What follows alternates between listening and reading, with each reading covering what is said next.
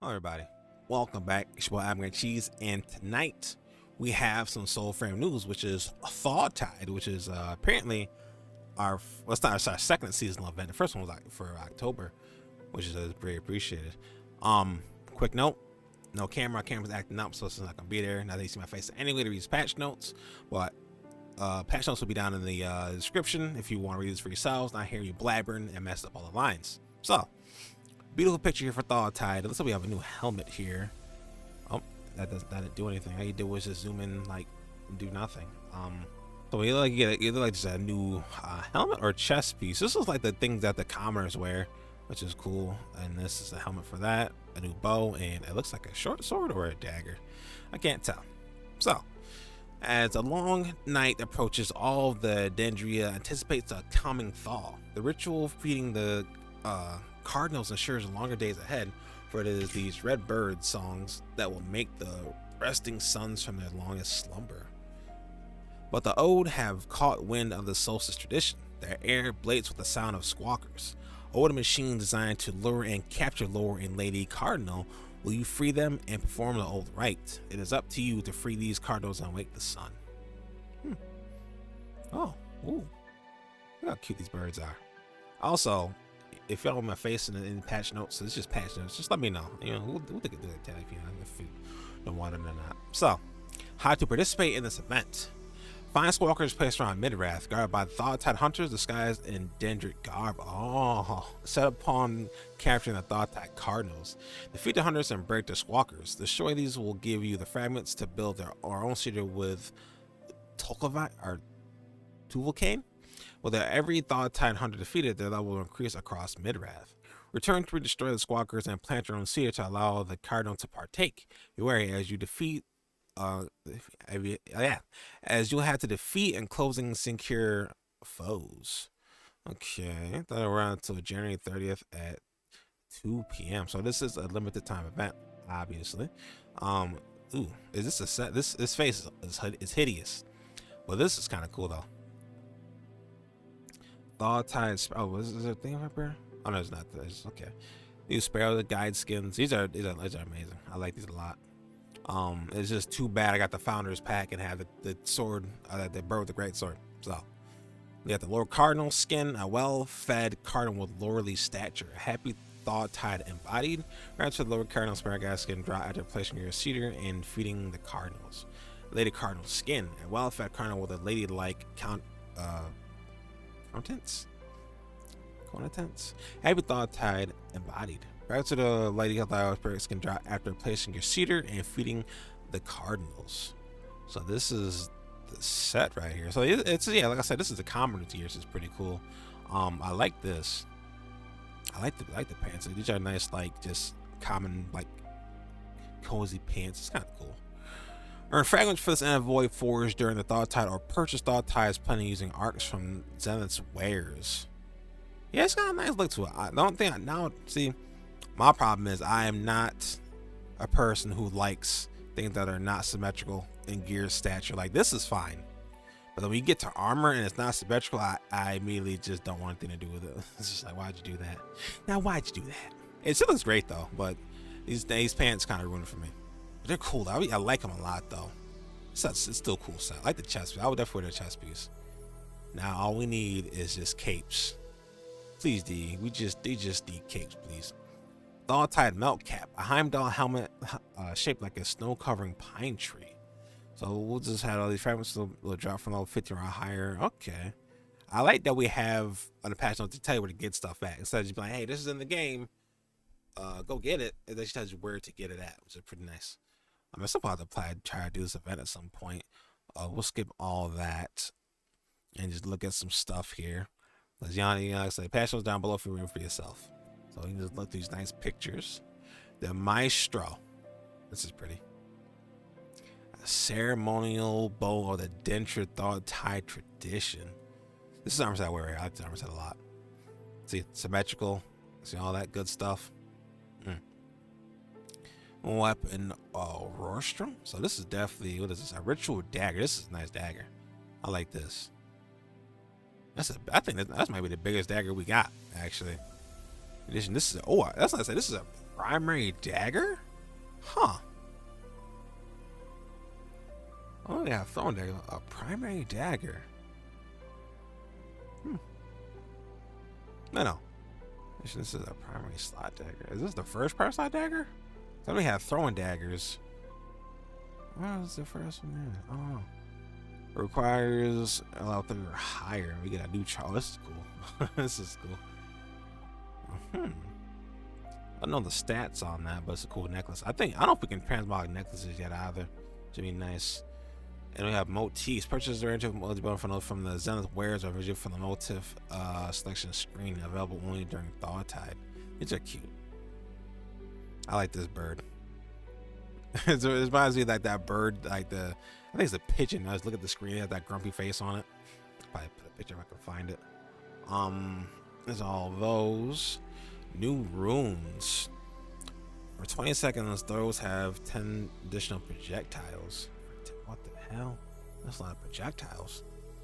For 30 seconds, charge heavy attacks, charge happens quicker, have a longer reach, and bypass for a defense. See, this would be nice because I kind of do. I like my heavy attack builds because this is the greatsword just throwing that giant thing around. This is gonna be nice for the build. For 10 seconds, projectile spawn 3 single sprites that deal 4% damage. Nice. Okay, that's not thing that would be fight for the wand or something like that. But you can use it for anything. You should display that max rank. Understood. So where do you get these from the king? I think. Yeah, this is from the king. The king has the coolest greatsword too, and the coolest gear, so that makes sense. So from under the defects of the Koga, really? Huh.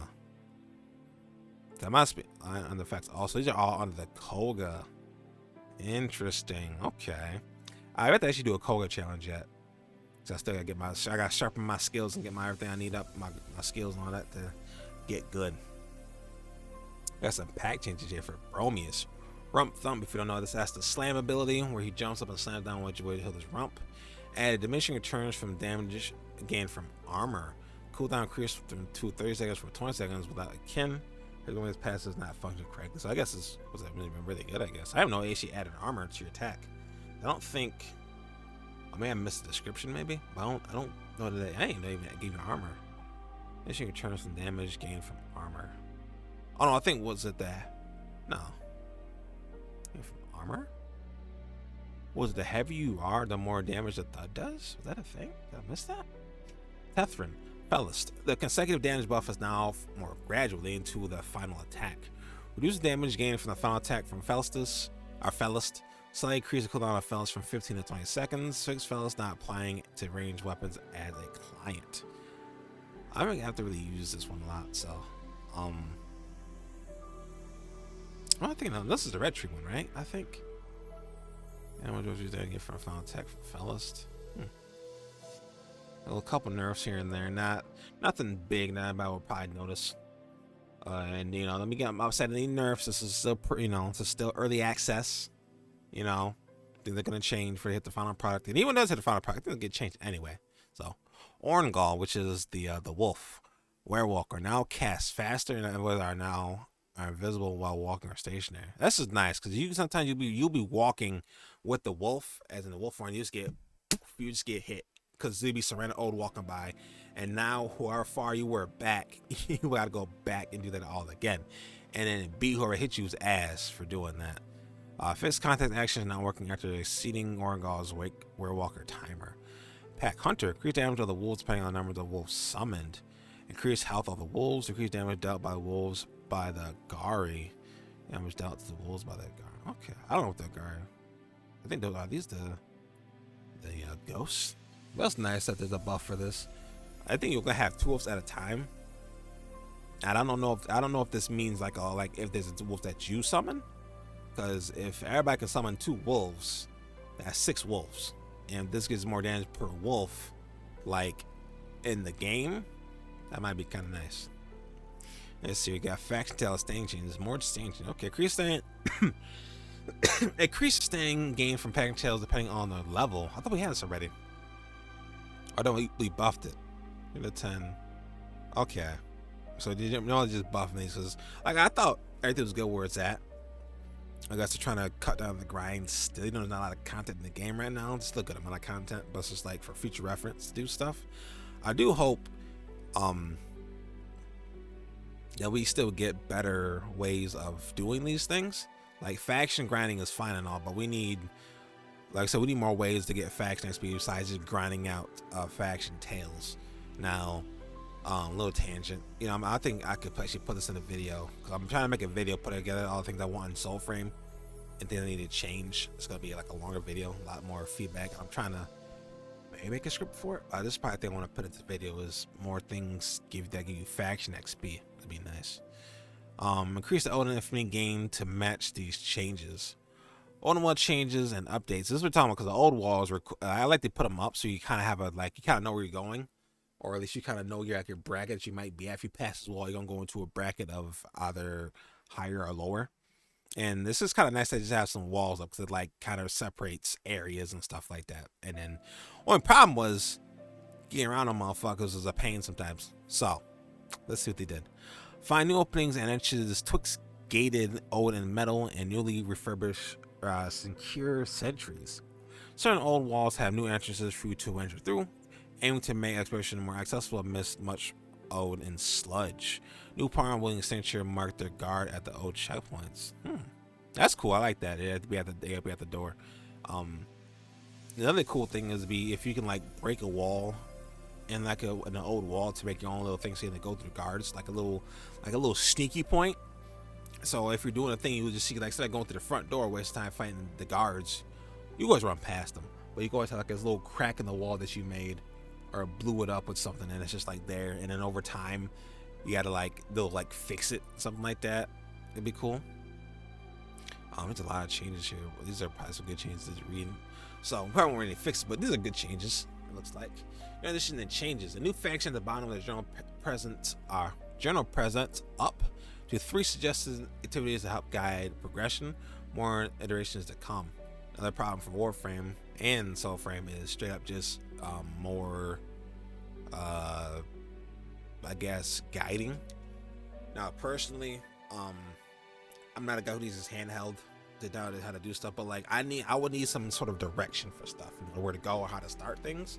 This is good. I'm not gonna say, God, Indiana Jones, I know where to go all the time, but it's just like you just sometimes need a nice push or a sort of reminder or a trace, you know, to help you kind of where you're going. Use the Agari spawn timer from 3 hours to 30 minutes. Agari spawn timer? Are Agari, like, are these bosses? Are you talking about bosses? The Agari? Are these the what are the Agari? I keep forgetting what the Agari actually are. Let's see.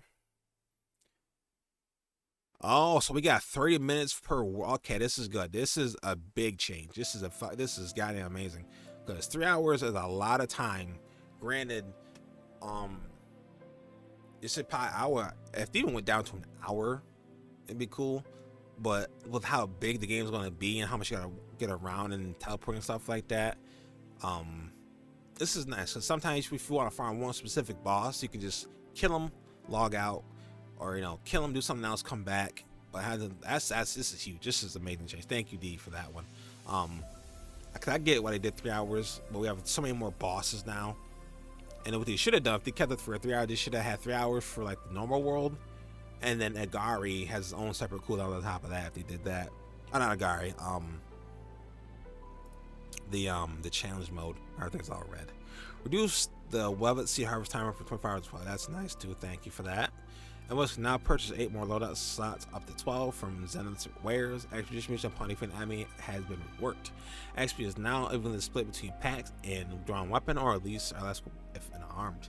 Smite kills now grant the lasting weapon XP. So explain secure kills now grant the lasting. Thank you for that. This is, I don't think they have this in Warframe, where like, because you have 3 weapons at any given time, and everything gets XP in the Warframe too. You get weapons separately or XP separately. So I'm like, if it's maxed out, I'm hoping it doesn't like just overflow XP into that. So now whatever you're using gets that XP. This would be nice, like, so you can get, especially the whole thing up faster.